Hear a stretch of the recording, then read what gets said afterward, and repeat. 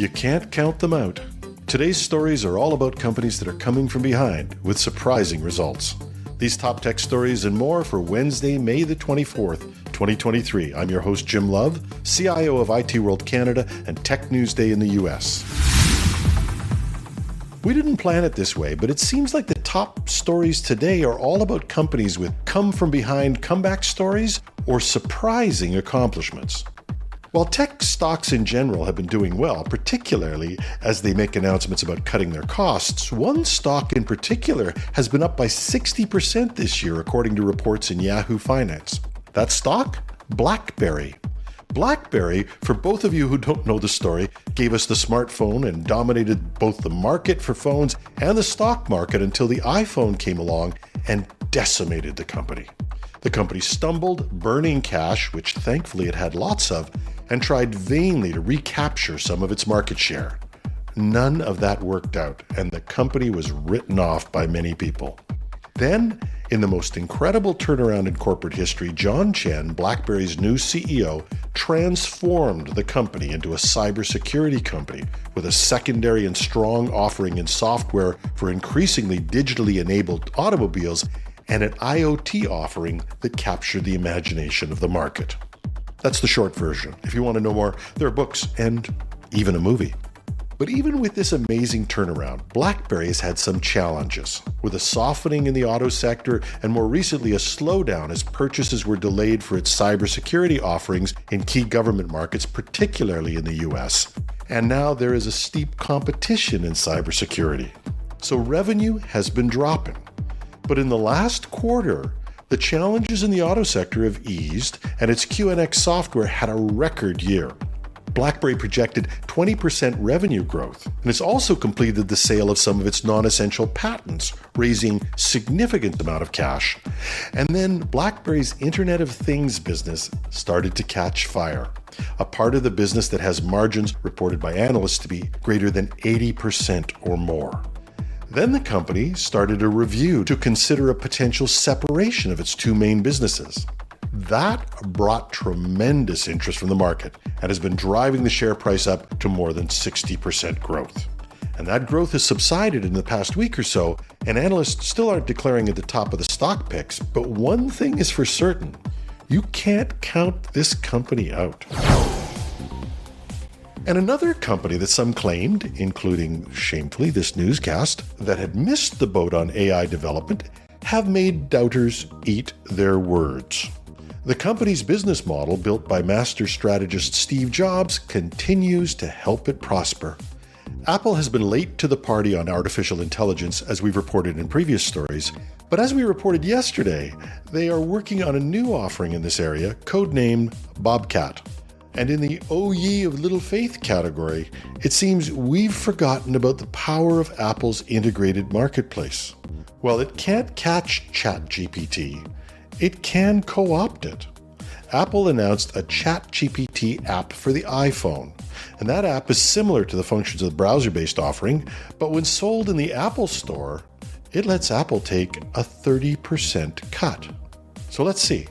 At $20 per month for the premium ChatGPT subscription times 30%, with ChatGPT being the fastest growing app in history. So if ChatGPT were to add 5 million new subscribers to the iOS app from its 100 million or more users, that would be 1.2 billion in revenue, of which Apple would collect 30% or an additional $360 million of revenue for just being Apple. ChatGPT has been reported to have trouble doing math. Nobody can say the same about Apple. And for those who have counted Amazon out of the tablet market, the company has come back with a strategy to take the ultra-low end of the market and more. Amazon is actually the number 2 player in the US tablet market, but most of its sales are in the sub-$100 range. But Amazon has come out with the new offerings, including a new Fire tablet, which claims to be 50% faster than any of its other tablets. And at a price of $229 US, it may emerge as a competitor for Apple's iPad, which starts at $329 US. In addition, Amazon is expanding their Kindle e-reader with bigger screens and adding handwriting with a stylus. Many of these new functions are part of a series of free software updates. And Microsoft continues its aggressive march to enable all of its products with artificial intelligence based on its investment in ChatGPT.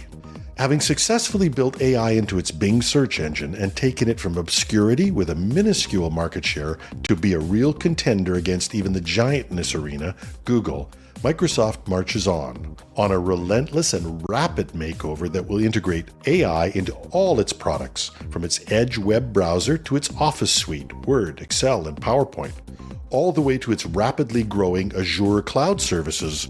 The Redmond giant announced at its Build a Developer conference that it is bringing an AI-assisted Copilot to its Windows operating system.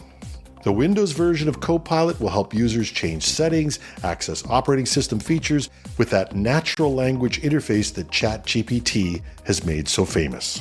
The preview of Windows Copilot is projected to be available starting in June. And keeping with the late-to-market theme, a report in Apple Insider claims that nearly every top Apple exec is working on their new AR headset. With others having floundered in their offerings, including Meta, Google, and Microsoft, and perhaps being distracted by their aggressive pursuit of generative AI, Apple's plan of succeeding where others have failed, or at least stumbled, is apparently a top priority. The new Apple headsets are rumored to be unveiled at Apple's Worldwide Developer Conference in June. Now, there's a lot riding on this, and according to Apple Insider, there are a dozen or more top executives actively working on this project, which led to an interesting quote in the comments to the article in Apple Insider. One lone voice said, "I feel sorry for the engineers that actually do the work with all these bosses." A reasonable comment, as it seemed the only exec not working on this project was Tim Cook himself. But maybe he thought, too many cooks spoil the soup. That's the top tech news stories for today. We go to air with a daily newscast 5 days a week, as well as a special weekend interview with experts on topics relevant to today's tech news. Follow #trending on Google, Apple, Spotify, or wherever you get your podcasts. You can even get us on your Alexa or Google smart speaker, and you can find us on YouTube, only we're called Tech News Day there. We love your comments. You can find me on LinkedIn, Twitter, or Mastodon as @TheRealJimLove on our Mastodon site, technews.social. Or if that's too much, just leave a comment under the text version at itworldcanada.com/podcasts, and you can find all of the links in those text versions.